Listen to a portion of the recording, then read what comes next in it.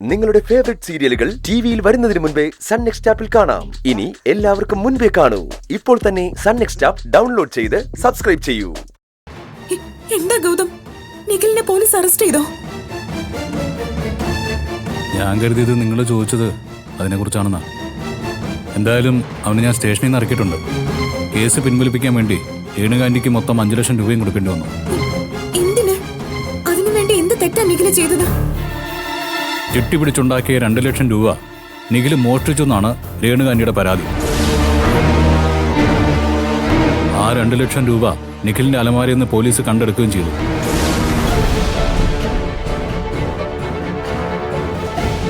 ആ പണം എവിടെ നിന്ന് കിട്ടിയെന്ന് ഞാനും പോലീസുകാരും തിരിച്ചും മറിച്ചും ചോദിച്ചിട്ടും നിഖിലോ ചന്ദ്രകാന്റിയോ അതിന് മറുപടിയും പറഞ്ഞില്ല.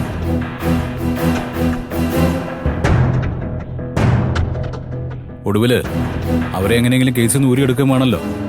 അങ്ങനെ ആ 2 ലക്ഷത്തിന് പകരം 5 ലക്ഷം രൂപ കൊടുക്കാമെന്ന് ഞാൻ പറഞ്ഞു. എന്തായാലും കേസ് പിൻവലിപ്പിച്ച് നിഖിലിനെ ആന്റിയും വെറുതെ വിടിപ്പിച്ചിട്ടുണ്ട്. അതെന്തായാലും നന്നായി. ഞങ്ങളിവിടെ നിന്റെ ഭാര്യയുടെ ഒരു മോഷണം കൈയോടെ പിടിച്ചിട്ട് നിൽക്കുക. അപ്പൊ തന്നെ അവിടെ ഇവളുടെ ആങ്ങളയുടെ വക അടുത്ത മോഷണം. നല്ല ബെസ്റ്റ് ഫാമിലി. എന്തൊക്കെയാ പറയുന്നത്? ഇവിടെ എന്താ പ്രശ്നം?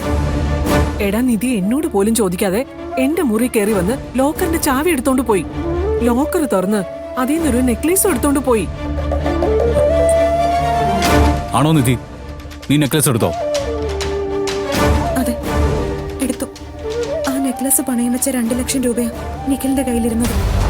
എന്തായാലും അത് കൊള്ളാം. ഇവള് ഇവിടുന്ന് എടുത്ത സ്വർണത്തിന്റെ കണക്ക് വളച്ചു കെട്ടി കൊണ്ടുചെന്ന് അത് നിഖില് മോഷ്ടിച്ച 2 ലക്ഷം രൂപയിൽ അങ്ങ് കെട്ടിവെച്ചു. വല്ലാത്ത ബുദ്ധി തന്നെ.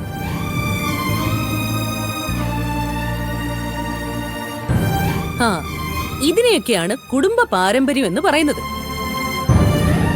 അട്ടയെ പിടിച്ച് ഏത് മെത്തേല് കൊണ്ട് കിടത്തിയാലും കിടക്കില്ലല്ലോ. അത് ശീലിച്ച പണി തന്നെ ചെയ്യും. എന്തിനാ നിധി ആരോടും പറയാതെ നീ സ്വർണം എടുത്തത്? അപ്പൊ അവള് നെക്ലേസ് എടുത്ത കാര്യം നിന്നോട് പറഞ്ഞില്ലായിരുന്നോ?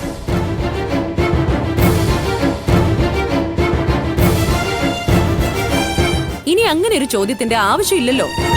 ഒന്നും അറിയില്ല എന്ന് ഗൗതം തന്നെ പറഞ്ഞത് കേട്ടില്ലേ? ഈ കാര്യം നീ എന്നോടെന്താ പറയാറുന്നത്? സ്വർണം പണയം വെക്കണമെന്ന് ഞാൻ ആലോചിച്ചതേയില്ല.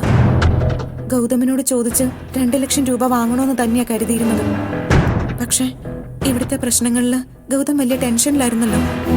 അതുകൊണ്ട് ചോദിക്കാൻ കഴിഞ്ഞില്ല. എന്റെ ചോദ്യം അതല്ല. സ്വർണം എടുത്ത കാര്യം നീ എന്നോടെന്താ പറയാറുന്നത്? ഗൗതമിനോട് പറഞ്ഞിട്ടേ ഞാൻ സ്വർണം എടുക്കുള്ളായിരുന്നു. പക്ഷെ നിഖിലിന് അത്യാവശ്യമാണെന്ന് പറഞ്ഞപ്പോ എനിക്ക് പെട്ടെന്ന് സ്വർണം എടുത്ത് പണയം വെക്കേണ്ടി വന്നു. ഞാൻ പറയണ്ടെന്ന് വിചാരിച്ചതൊന്നുമല്ല. എപ്പോഴായാലും ഗൗതമിനോടും അമ്മയോടും ഞാനത് പറഞ്ഞേനെ. പക്ഷെ അതിനു മുൻപേ ഈ ശിവാനി അമ്മ ഇളക്കി വിട്ടതാ.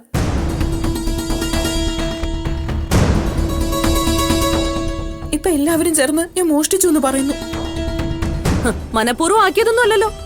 കള്ളം കാണിച്ചത് കൈയോടെ പിടിച്ചു, അത്രേ ഉള്ളൂ. ഈ സംഭവം കഴിഞ്ഞിട്ട് ഇപ്പൊ ദിവസം കുറച്ചായി. അതിനിടയിൽ എപ്പോഴെങ്കിലും അത് നിനക്ക് ഞങ്ങളോട് പറയായിരുന്നില്ലേ? ഞാൻ പറയാൻ വന്നതാ. അപ്പോ നിങ്ങൾ രണ്ടുപേരും പ്രണവിന്റെ വിഷയത്തിൽ ആകെ ടെൻഷനിലായിരുന്നു.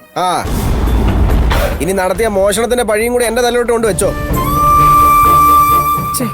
നീ ഇങ്ങനെ കാണിക്കുന്നത് ഞങ്ങൾ ഒരിക്കലും പ്രതീക്ഷിച്ചില്ല നിധി.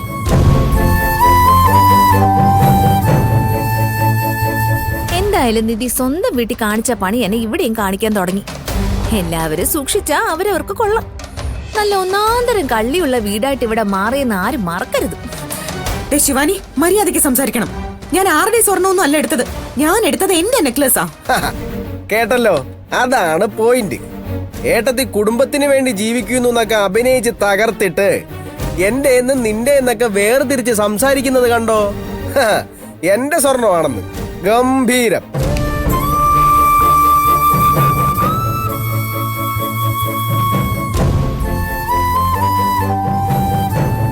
അമ്മ ഇനി അവരെ തലേ ചുമന്നോട് നടന്നോ, അനുഭവിച്ചോളും.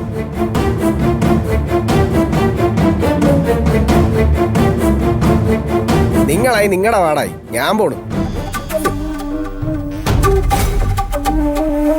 അമ്മേ, സത്യം സത്യമായിട്ട് ഞാനത് അമ്മയോട് പറഞ്ഞേനെ. പലവട്ടം പറയാൻ വന്നതുവാ. അമ്മേ